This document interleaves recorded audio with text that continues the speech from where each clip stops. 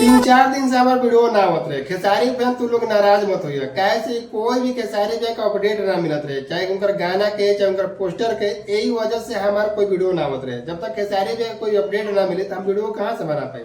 तो खेसारी फैन खातिर एक चीज के तू लोग खुशखबरी बा, खेसारी भैया के एगो बहुत बेहतरीन और लाजवाब गाना आ रहल बा।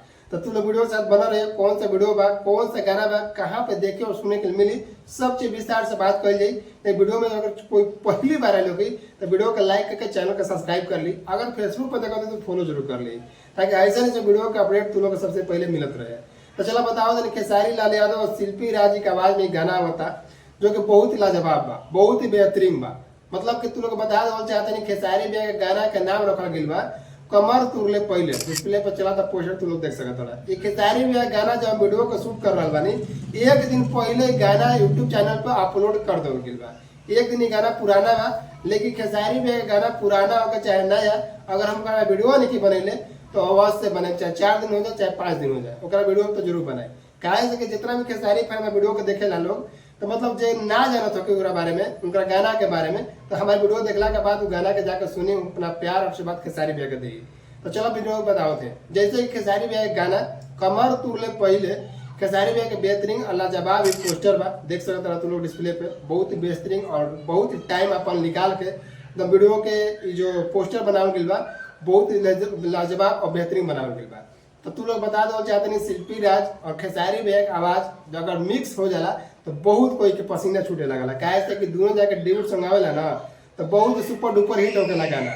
तो बताओ थे खेसारी भैया के गाना के लिखले बन कुंदन प्रीत और रोशन सिंह म्यूजिक दिले बन। मतलब कि रोशन सिंह के म्यूजिक और कुंदन प्रीत के गाना मतलब कि लाजवाब ना हुई, बेहतरीन ना हुई, ऐसा तो हो ही नहीं के सकत महाराज। तो तू लोग गाना के सुन ले तो बहुत बहुत दिल से धन्यवाद। अगर नहीं कर सुन ले तो फटाफट जा डिस्क्रिप्शन में लिंक दे दिले बानी, जाकर उस गाना के सुन सकता रहा, अपन प्यार और आशीर्वाद खेसारी भैया के दे सकता रहा। लेकिन कहीं से भुलाई भटकल जितना भी हमारे वीडियो के लोग देख रहा है तो वीडियो को लाइक करी, चैनल को सब्सक्राइब करी लो। अगर फेसबुक पे देखा तो फॉलो जरूर करी, ताकि ऐसा से वीडियो तुम लोग कभी मिस मत होके। तो चलो बताओ था कि खेसारी भैया गाना के वीडियो के बात कर लो जाए, तो छोटा छोटा वीडियो तुम लोग के दिखानी है। तुम लोग देखला के बाद तुम लोग अंदाजा लगा सकता है खेसारी भैया के गाना कैसे हो गई, वीडियो कैसे हो गई।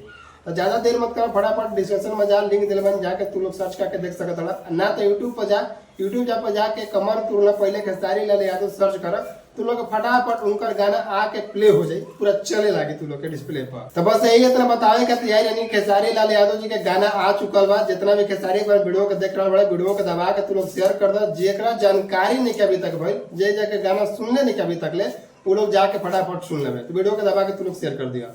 बस खेसारी लाल यादव जी के गाना और शिल्पी राज जी के आवाज में दोनों डिविड जब होकेला तो बहुत ही लाजवाब और बेहतरीन होकेला। तो तू लोग जाके सुनिए। बस यही तो बताओ कि तुम लोग वीडियो में आए रहनी। तो मिला तो किसी नेक्स्ट वीडियो के साथ, तब तक खातिर जय हिंद।